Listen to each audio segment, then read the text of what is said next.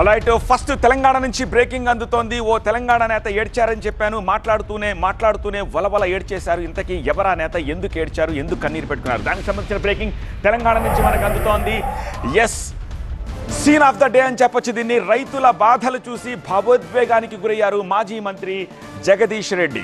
SRSP ఆయకట్టు ఎండిపోతున్న పంటల్ని చూసి కన్నీరు పెట్టుకున్నారు ఆయన. పంటలు ఎండిపోతున్నా సరే సాగునీరు ఇవ్వట్లేదంటూ ఆవేదన వ్యక్తం చేశారు. లక్షల రూపాయలు పెట్టుబడి పెట్టి రైతులు సర్వం కోల్పోయారంటున్నారు ఆయన. రైతులు కన్నీరు పెడుతున్నా రాష్ట్ర ప్రభుత్వం మనసు కరగట్లేదంటున్నారు జగదీష్ రెడ్డి. ఇప్పటికైనా నీటిని విడుదల చేసి రైతులని ఆదుకోవాలని కన్నీరు పెట్టుకున్నారు ఆయన.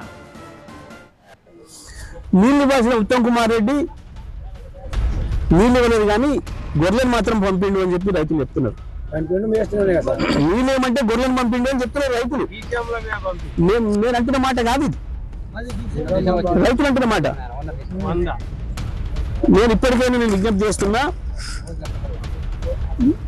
సూర్యాపేట జిల్లా రైతుల తరఫున నేను దండం పెట్టి అడుగుతున్నా, నీళ్ళు ఎన్ని రైతులు కాపాడండి.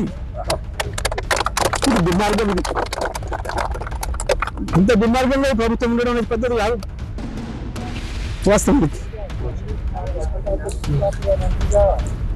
అద్భుతంగా పంటలు పండించిన ప్రాంతం ఇది. వద్దనలాగా నీళ్ళు ఇచ్చిన గతంలో ఒక రైతులు చూస్తే బాగా జరుగుతుంది.